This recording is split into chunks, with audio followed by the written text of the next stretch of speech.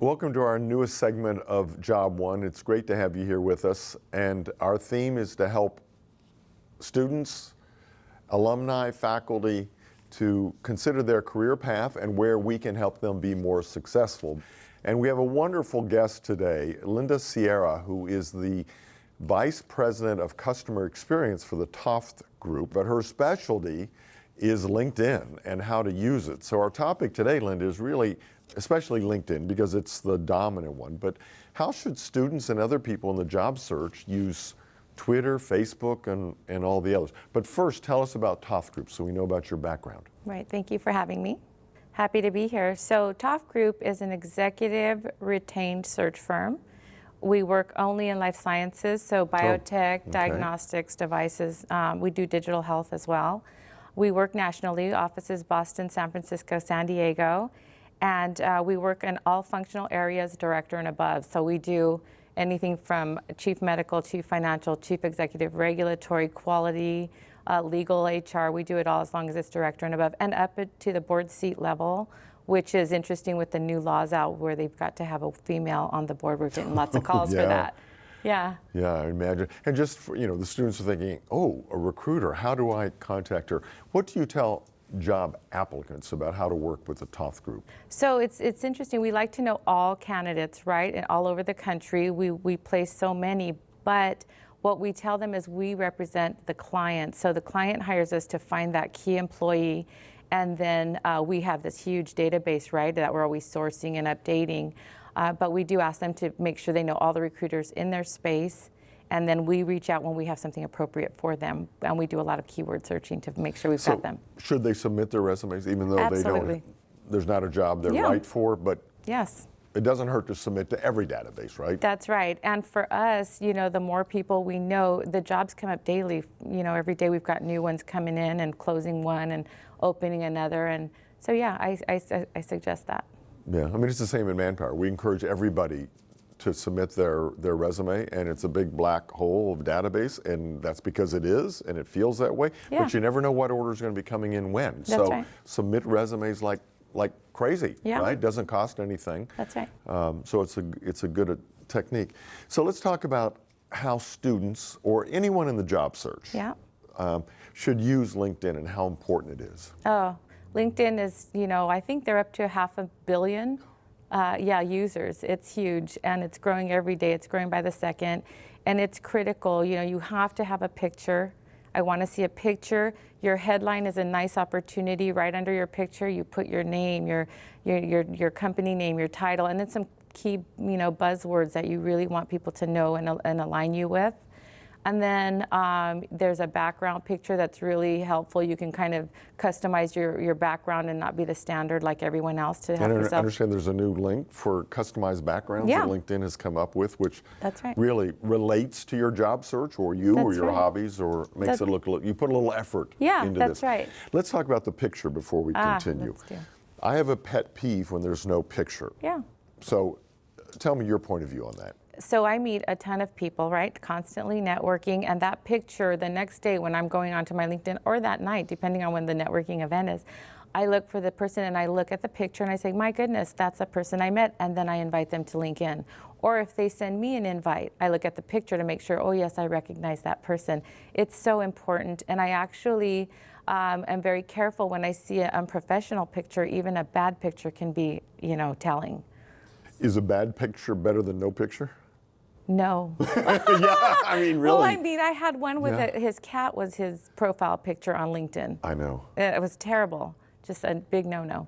And don't you wonder what were they thinking? Yeah, really? I really do. Or a picture holding their two kids. Yes. I mean, it's a cute family picture, but. Right. Leave that for Facebook. Right. So lesson number one. Now let's get into the meat of the LinkedIn. Yeah.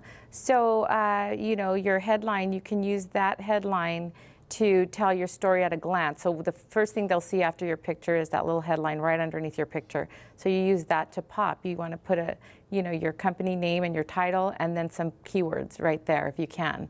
Make it passionate, and then right under that is your summary.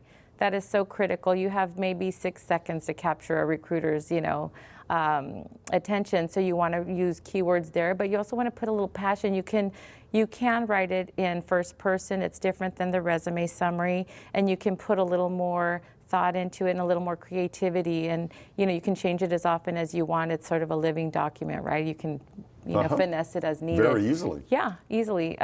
So I always recommend people make that really a special little summary, a really look into who they truly are, what they're passionate about. And if they're in the job search, what they're looking for, right? Right. Catch our attention Yeah. right away. Yeah, and you can put, if you're looking, you're actively looking, you don't have a job, you can put in your headline, actively looking. You can put that right there and people will see it right away. And that's not a negative, right? No, not at all. A lot of times, the average permanent job in America now is slightly over 4 years. Oh, yeah. So being in the job market, because a merger, no fault of your own, coming back into the job market, Yeah. saying I'm available is not a scarlet letter Not at that people worry about. In fact, Right. it makes our job easier as recruiters to go, Right. this person's available. Yeah. I don't have to go through months of machinations to convince them to change jobs. Right, yeah. The other thing I like about LinkedIn is you can advertise your skill sets, just what you were talking about. It's like putting your resume up there, and even though you're very happy where you're working, it tells everything about your skills and what you want to do and what you do and your Sure. education. So for recruiters like us, it's a gold mine. It is, we use it constantly. There's a version called Recruiter. So LinkedIn Recruiter, which the recruiters use, and it's not what the typical user has access to, and it's more telling, really. You can search by zip codes and, all these different, you can really make it, honed in research, and so it's such a valuable tool. So I tell people, if they want to be found, their network needs to be deep, and they need to link in with everyone, and they need to be looking at their LinkedIn weekly, at the very least. I look at mine like every hour. Well, and LinkedIn messages. I think people I've noticed people are using less email and more LinkedIn Yeah. message. So That's right. if a recruiter's trying to do you use LinkedIn to communicate, or if you see somebody you're interested in, would you LinkedIn contact them, or phone, or email? Well, it depends on if I know them. I typically will send, if it's someone I'm not a first degree connection with, I might send an in message, which we have access to, it's with certain packages. I send a LinkedIn in message, and then if they reply, then we move it to email and then a phone call. So it's sort of a progression. But LinkedIn Messenger really is a nice way to do a quick, just hit the message button, as opposed to copying their email, going to your email, sending it. It's a little bit more. But once you get into the serious sort of job discussion, you want to get it off of Yes. LinkedIn and Right. into email or phone calls. When you send an email, you've got your whole signature block there with your cell number. You've got everything there, and with Messenger, you don't have that. So you want to make sure they can reach you, and not just, hope they don't get buried in the 8,000 messages in Right. LinkedIn. You want to have it on your email.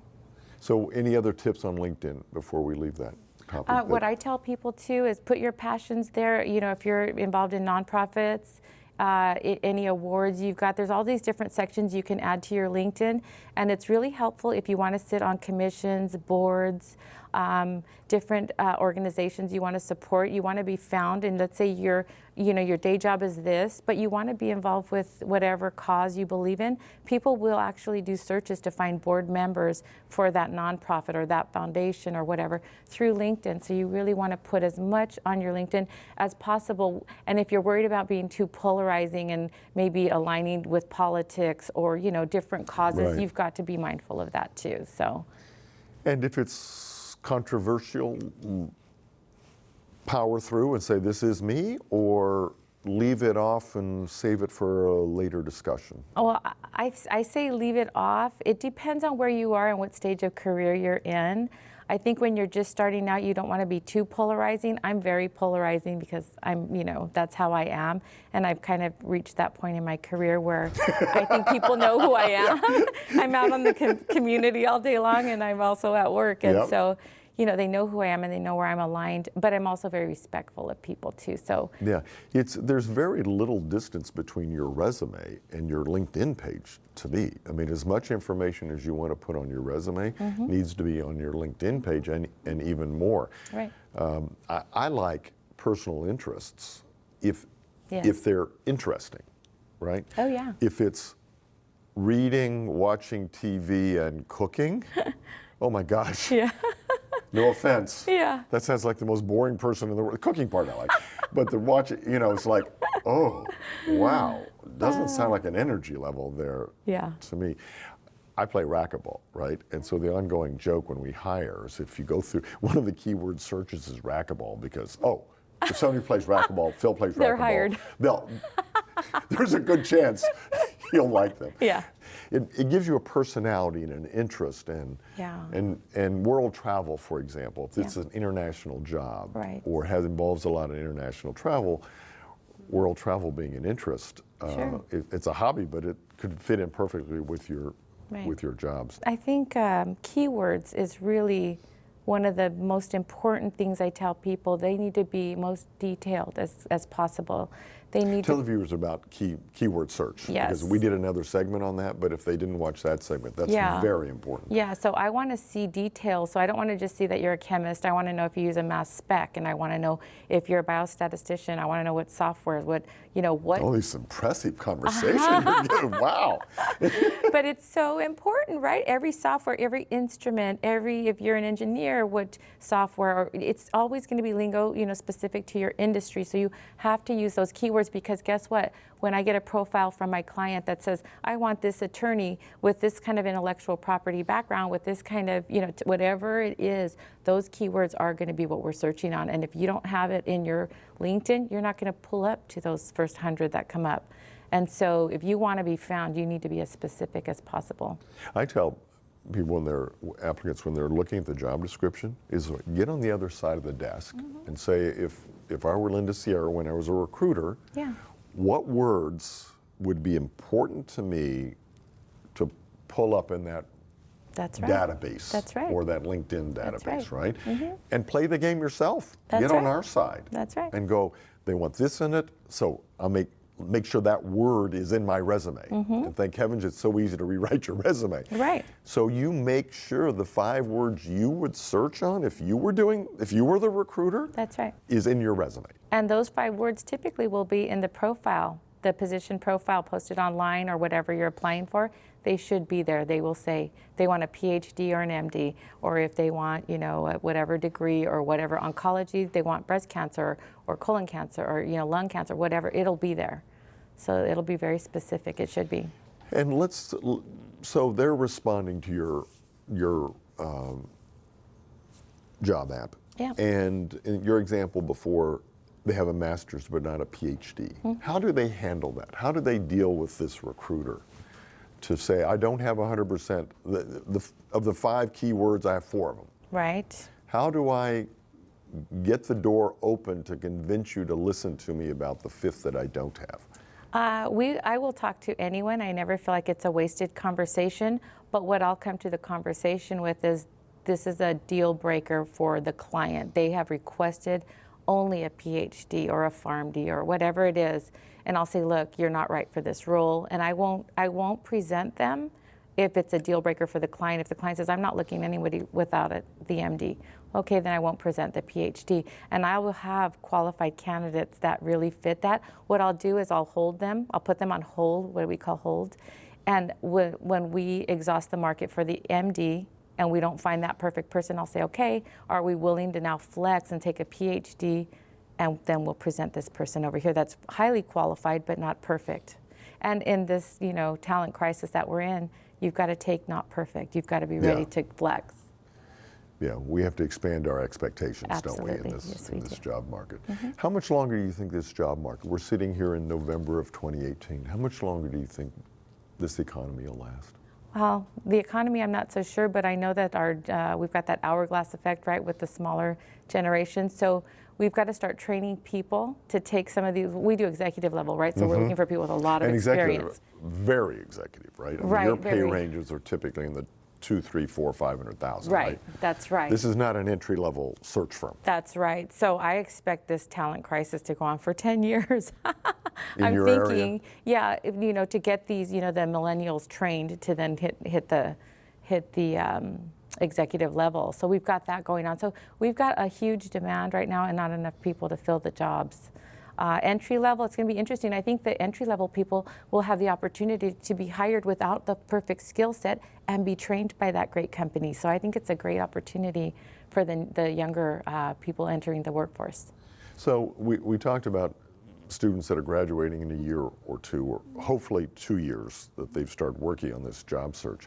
So they're right out of college, and we talked about submitting their resume to you, but knowing that you're in the very higher level. What's your recommendation for somebody right out of college, or they've had one job and are ready for the second one? So Toth Group might be way over their level. Right. But what do you recommend they do? So I recommend them calling industry? Manpower. Good, I love that. Good. No, I do. Kumbaya here.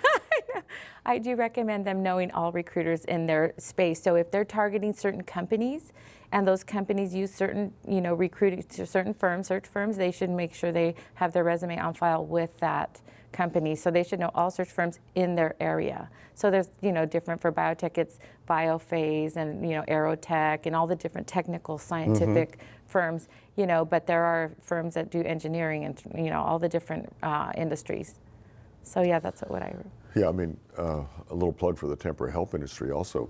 Typically 42% of Manpower's temporaries get hired by our clients. So it's a great entree. The old joke about a temporary job is not a real job. Well, if it's 6 months or a year in length, it's a great way to gain experience and exposure, and especially if it's a firm you want to break into, you might start as a temporary versus permanent. And the other thing I want our viewers to know is understand is when the Linda Sierras of the world call you about a job, I'm really happy, I'm not interested in that job, keep her communication information. I started to say business card, but keep her information, because in 3 months or 6 months, things change. That's a merger happens, a product doesn't go forward. All sorts of things. And then you go, who were those headhunters that have been calling me for the last 2 years? And I said no, and I was curt too, and said don't bother me. Those are the people all at once I want to find. So keep that information, because it's going to be very important in the future. And the other thing, recruiters, especially in very high levels, can make you or break you. That's right. They are there to help you and you to help them make money, and be very polite and understanding when they call. It's really important long term. It is. It is. Yeah. So let's get off LinkedIn. I mean, because a lot of those issues are very similar. Let's go to Facebook, then the other one that everybody knows. How do we and do we not use Facebook in our job search? Anything you'd put on Facebook, you typically would not put on LinkedIn, right? So LinkedIn is the Facebook for work, for professional. So I always tell people that, and I'm not a big proponent of Facebook in that the younger crowd tends to put all of their, good times, and which good times are good, but you don't want them out there for the whole world to see. We don't need to advertise it to every recruiter that.